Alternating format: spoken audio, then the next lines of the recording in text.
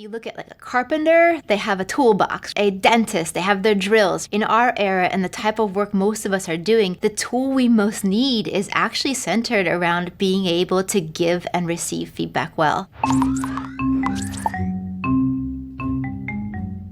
Humans have been talking about feedback for centuries. In fact, Confucius, way back in 500 BC, talked about how important it is to be able to say difficult messages well. But to be honest, we're still pretty bad at it. In fact, a recent Gallup survey found that only 26% of employees strongly agree that the feedback they get actually improves their work. Those numbers are pretty dismal. So what's going on? The way that most people give their feedback actually isn't brain-friendly. People fall into one of two camps. Either they're of the camp that is very indirect and soft, and the brain doesn't even recognize that feedback is being given, or it's just simply confused. Or they fall into the other camp of being too direct. And with that, it tips the other person into the land of being defensive.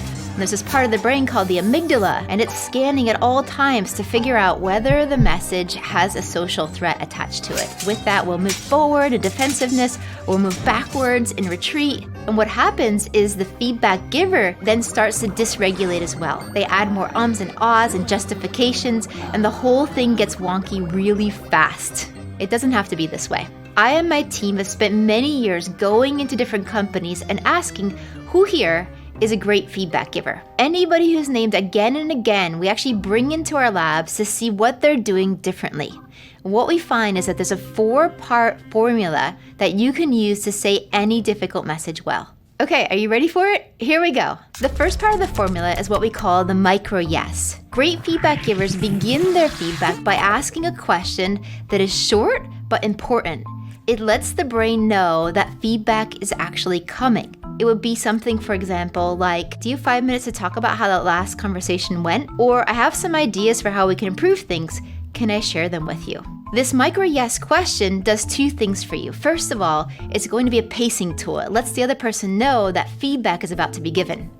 And the second thing it does is it creates a moment of buy-in. I can say yes or no to that yes or no question. And with that, I get a feeling of autonomy. The second part of the feedback formula is going to be giving your data point. Here you should name specifically what you saw or heard and cut out any words that aren't objective. There's a concept we call blur words. A blur word is something that can mean different things to different people. Blur words are things that are not specific. So for example, if I say, you shouldn't be so defensive, or you could be more proactive. What we see great feedback givers doing differently is they'll convert their blur words into actual data points. So for example, instead of saying, you aren't reliable, we would say, you said you'd get that email to me by 11, and I still don't have it yet. Specificity is also important when it comes to positive feedback. And the reason for that is that we want to be able to specify exactly what we want the other person to increase or diminish. And if we stick with blur words, they actually won't have any clue particularly what to do going forward to keep repeating that behavior. The third part of the feedback formula is the impact statement. Here you name exactly how that data point impacted you. So for example, I might say, because I didn't get the message, I was blocked on my work and couldn't move forward. Or, I really liked how you added those stories because it helped me grasp the concepts faster. It gives you a sense of purpose and meaning and logic between the points, which is something the brain really craves. The fourth part of the feedback formula is a question. Great feedback givers wrap their feedback message with a question. They'll ask something like, well, how do you see it? Or, this is what I'm thinking we should do. But what are your thoughts on it? What it does is it creates commitment rather than just compliance. It makes the conversation no longer be a monologue, but rather becomes a joint problem-solving situation. But there's one last thing. Great feedback givers not only can say messages well, but also they ask for feedback regularly. In fact, our research on perceived leadership shows that you shouldn't wait for feedback to be given to you, what we call push feedback, but rather you should actively ask for feedback, what we call pulling feedback. Pulling feedback establishes you as a continual learner and puts the power in your hands.